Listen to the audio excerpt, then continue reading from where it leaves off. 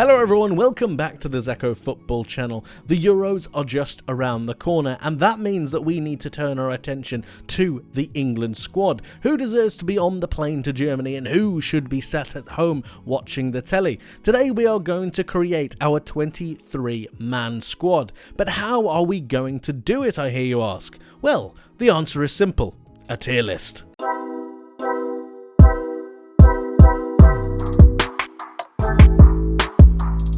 This right here is my England squad, or it will be at the end of this video. As you can see here, we've got 23 places and we need to fill those places with England players. Over on this screen, we have a number of potential England candidates that we need to go through. So I'm sure you get the gist of how everything is going to play out, but here are the categories. We have starter, that's pretty self-explanatory. We have on the plane, again, pretty self-explanatory. In the airport, meaning that they just haven't made it. At the bus stops, they haven't even gotten to the airport, which means that they're being in consideration, but not quite there. They're too early, which probably means they're a bit too young, or there is no chance. Either they have barely played any football, or they're just not generally in contention for me at all. Right, so let's begin with some of the goalkeepers. Now, as for goalkeepers, we have these five in front of us. We've got Sam Johnstone, Nick Pope, James Trafford, Aaron Ramsdale, and Jordan Pickford. Right, so let's whittle these down really quick. I think Jordan Pickford is going to be an absolute starter. I think he's definitely on the plane, as is, in my opinion, Nick Pope. I know he's been out and I know he's going to be out, and that is a concern, the fact that he isn't going to really get a lot of game time. However, I've got faith in Nick Pope, and he's got a ridiculously high save percentage of over 70%. So, he's on the plane for me, which leaves the three of these. Which leaves Sam Johnstone, James Trafford, and Aaron Ramsdale. Now, I'm going to discount James Trafford just because I think he's a little bit too young, and I also think that the other two are just a little bit better and a little bit more progressed in terms of their England career.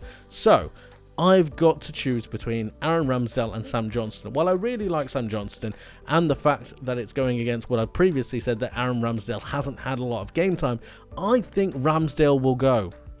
I think I want him to go over Johnstone. I think Ramsdale has the higher potential as a keeper. I also like his charisma, I like his confidence, and it doesn't really hurt me too much the fact that he hasn't played too much game time. I think Pickford will be starting nigh on every single match, so that's not really too much of an issue, but he's also got two really good understudies below him. So for me, I've chosen these three goalkeepers. Sam Johnstone for me probably would have been there, but just isn't right and just isn't quite there. And James Trafford, for me, it's a bit too early. I can see him being a future England goalkeeper, but not quite yet. We've got our goalkeepers now. It's time to look at our centre-backs. We have 4 positions here to be looking for, and we have a number of candidates. As you can see already on the tier list, I've listed a couple of people, the likes of Adam Wharton, the likes of Archie Gray, who I just don't quite feel are at their pace yet to be considered for the England setup. However, in the future, don't worry guys, in the future they will be seriously under consideration if they continue their form. As for young star prodigy prospects, I've got Jared Branthwaite, and while I was making this list, I was seriously considering putting him in the airport. I didn't think he had the experience, I didn't think he had the necessary minerals, if you will, to be able to progress him forwards. But I had a look at the England setup, and I think that a bit of youthful exuberance, a bit of dynamism, and something a little bit different might be exactly what England need. So I've got him on the plane. Unfortunately, this means that a couple of players will need to drop out, and one of those players is Levi Colwill. I don't think Mauricio Pochettino is utilising well enough, and quite frankly, I don't think Chelsea's defensive record is good enough for Levi Colwill to be really boasting a performance or an actual position in the England squad. I think he really needs a couple of campaigns to really hone his craft, hone his skills in the position as a centre-back where he wants to be playing, not at left-back. Ben Mee just really hasn't had the campaign that I think should have set his England career alight. He could have gone had he had a little bit more of an impactful campaign, but unfortunately it's been a bit stop-start, and that reason I don't think is taking him anywhere. John Stones is an absolute starter for me and has to be on the plane, obviously. Eric Dyer does not, however. I know he's gone to Bayern Munich to try and get some game time. Unfortunately for me, it isn't enough. the same goes for the likes of a Chris Smalling, the same goes for a Lewis Dunk, who his Brighton side just isn't quite doing it for me at the moment. Defensively, they're looking a little bit off. Tomori, I have something about Tomori where he's a bit haphazard, he's a bit, not emotional, but he looks a little bit unstable sometimes when he's going through on those 1v1 situations. And I just don't completely, if I'm honest, have too much confidence in him being able to win those divisive duels in given scenarios. Mark Gahey was going to be on the plane for me, but I've opted for another young centre-back, albeit without the Premier League experience that the Crystal Palace defender has. And this might come as a shock to some people, but I think that Jared Kwanzaa is a really special footballer. I think that he has the ability to progress into a proper character. We've yet to see him be seriously tested, but in games like Liverpool had against the likes of Chelsea, the likes of Manchester City, he's really come out on top, and especially in his duels against the likes of Haaland, Foden, he did an amazing job, and I'm extremely impressed. Call it a bit of bias, but if you take it to, or take him to the real friendlies that they have coming up and test his mettle against some of the world's best opposition, against Brazil and Belgium, I think he just might surprise a few people. I've got a mixture of experience and youth in this setup, and that means that Harry Maguire comes into this lineup as well. I know a lot of people are going to be complaining about that, but I think that Harry Maguire has had a pretty sensational season for Manchester United. He's really bounced back after all the adversity that he's faced, and I think he needs to be given a whole heap of credit. That obviously means that the remaining centre-backs that I've got don't make it. That means James Tarkowski unfortunately does not make it. It means that Kwanzaa, who was so very close and still might make my final squad, I just don't quite see him being there at the moment. It's a bit of a risk, it's a bit of a bold take, if you will, but I just don't quite see it. And the same goes for Max Kilman, who I think is a very good defender, and he's having a great season with Wolves.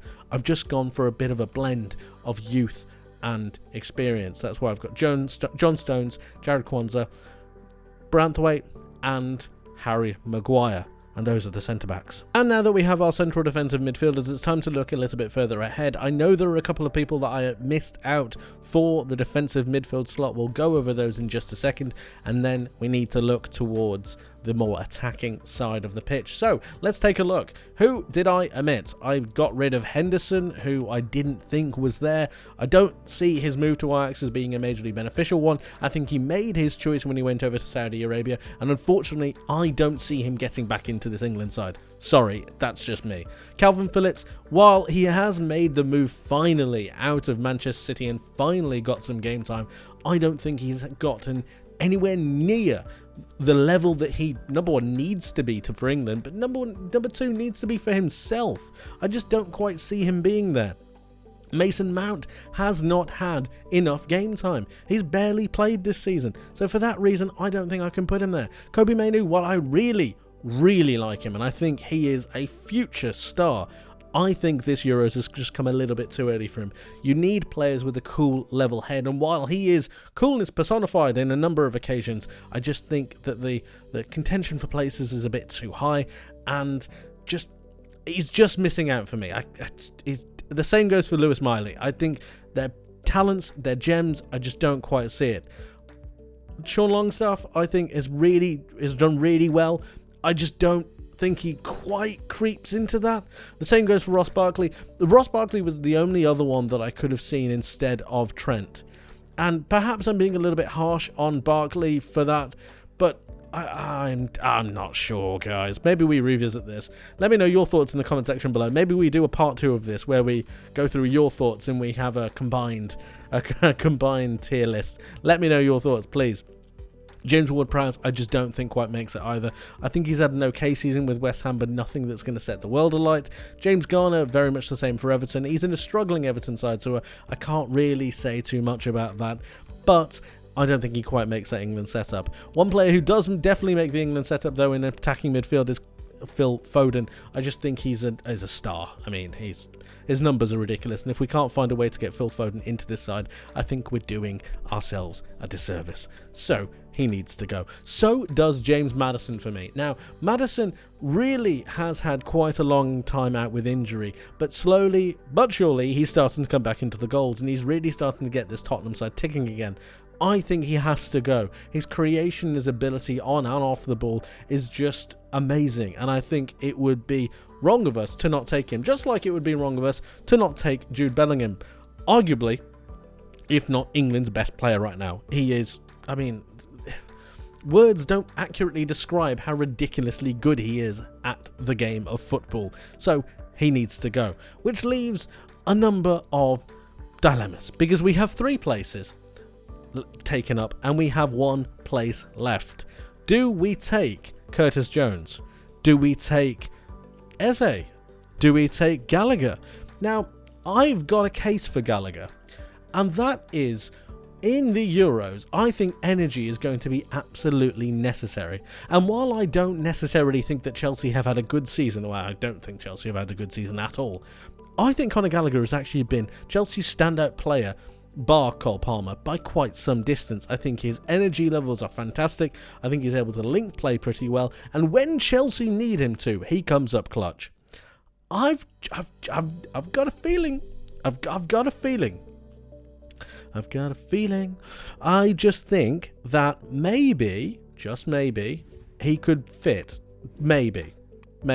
That does mean that Morgan Gibbs-White misses out, though. It does mean that Eze misses out. It does mean that Joe Willock misses out. I think Joe Willock would miss out anyway because of the amount of game time that he's had out. It's nothing against all of these players. They're all fantastic players, and that's why they're in contention. But I just think he misses out. I just think Curtis Jones misses out. This is a tough one, guys. It's really tough. I don't like it. Why am I doing this? Right. I think that's right. I think this is tough. Last one up. It's now time for the forward line. Here we go. Right. Let's take a look. I don't think that Marcus Edwards is going to make it, unfortunately. I think he's had a good campaign with Sporting Lisbon, Sporting Club de Portugal, I should say. I just don't quite see him there. I don't see Dominic Solanke as well near it. I'm not quite sure. I don't think Eddie Nketiah quite makes it either. I don't think he's had enough of an impact with this Arsenal group to make him really a mainstay. I like Beno Gittins. I do. I think his quality. I think it's far too early for him, though. I don't think he has the numbers to really back up his performances, and I also don't think he's had anywhere near enough game time. And you also consider the fact that the Bundesliga is a completely different animal when you're looking at some of the chances. I just think it's a little bit too early for him. Harvey Elliott could have been one of those players. I think he's in the mix with the likes of Bowen, with the likes of Grealish and the sorts. I really like him, and in the future I can see him being a proper England mainstay. At the moment he's not quite there just yet for me. But we are talking about strikers, and we have 4 players left, if you see that here. 4 players left to look at. Obviously Harry Kane is going to be getting into the starting 11, and then we need to be looking towards his strike partner. I think you've got to go for Ollie Watkins. The amount of goal contributions that he's had for Aston Villa this season is nothing short of remarkable. He has to be on the plane, just without question. And then you leave 2 players. You've got 2 strikers left. You've got Callum Wilson and you've got Ivan Toney. Now, Callum Wilson is extremely injury prone for me, and Ivan Toney has obviously come back from a ban. The injury problem for me is a big one. And if you're going to be taking players as backups, you really don't want them to be getting injured in training. You are relying on them. You need them to be there. You need them to make an impact. At the same time, you also need them to have almost a different effect that the others are going to have. I think Ivan Toney has to go. I do. I think he just offers something completely different. And I know that's really harsh on Callum Wilson, but I think that Ivan Toney is just the difference maker. He will give that little bit extra something to change the game around. Now, perhaps I'm proven wrong if he gets picked in the friendly team, and maybe he doesn't make the impact that I think a lot of people are expecting. But Ivan Toney, I believe, has shown enough quality over the last couple of seasons for him to have a place in the England squad. And although he hasn't played too much football, he started to hit the ground running. He's already got 4 goals in the Premier League this season. I think he should be given a shot. But my question to you guys is, what would you change here? I know there's going to be a lot, so let me know your thoughts in the comment section below. And that is our final England 23-man squad going into the final set of friendlies. Let me do some explaining real quick. So we have our 3 goalkeepers. I think that's pretty self-explanatory. I really like the idea of mixing experience with youth. So Branthwaite with Stones, I think Branthwaite's strength matches out Stones' ability to pass the ball out. Both of them are positioned very well. I think Kwanzaa does the same with Maguire. I think his mobility is a little bit better. I think his physicality matches out Maguire's quite well, and both can pass the ball fairly well. I think you've got enough versatility with Kieran Trippier and Kyle Walker on that right-hand side.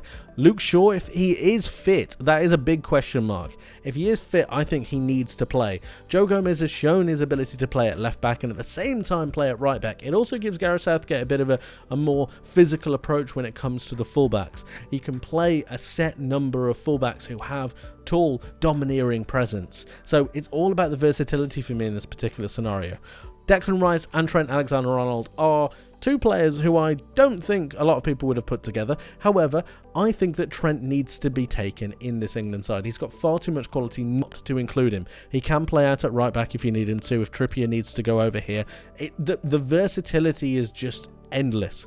The only problem you've got is you don't have an extra defensive midfielder in case Declan Rice leaves or gets injured or can't play another match. So that's the only problem that I've got here, but I just couldn't find a way to not have Trent in the side, if that makes sense. Moving forwards, we have the 4 real main attacking pillars of this England attack, and that is Bellingham, Foden, Gallagher and Maddison. Now, my thought process here was that if you take Foden off the wing, bring him in field, I think he can do a lot more of a job. I think his link up with Bellingham is going to be something that could be groundbreaking. Gallagher is the energy that I think could link up this entire midfield, especially when things start to get a bit hairy. I think of the Calvin Phillips role in pressing a little bit higher, making sure that you're really putting yourself onto the opposition. Gallagher can do that role, and if you really start to get England in the face of the opposition, it automatically makes them a little bit more uncomfortable. Couple that with the fact that Calvin Phillips is really struggling for form at the minute, and Gallagher has shown some promise. I think that he should be considered. James Maddison has done very well for Tottenham. He's been injured for a couple of months, but I do think that his form will shine through. And if you don't have one of these players here, I think you could put Foden out onto the wing if you need to. I think you could play Gallagher in a central attacking midfield role if you want to and drop one of them back. Bellingham can play a bit deeper if you need him to, not necessarily that you have to. It's the versatility with this. The same with the forward line almost. I think Watkins could come into the strike force, but at the same time, he has played as a winger previously if you ever need him to. Grealish out on this left-hand side I think is absolutely fine. I've just realised that I've got Foden here twice. That is not actually meant to be there. It's actually meant to be Saka, so we can change that right now. There we go. Saka's here.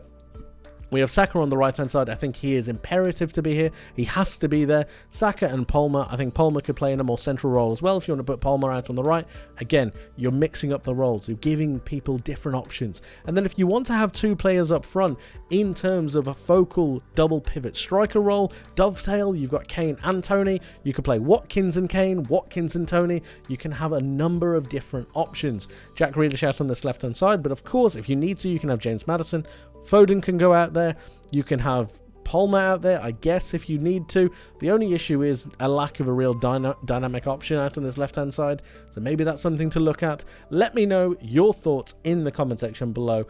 How do you rate this England side? And what do you think England are going to be able to do at the Euros? Let me know your thoughts in the comment section below. Thank you ever so much for watching. I hope you enjoyed. I hope you learned something new.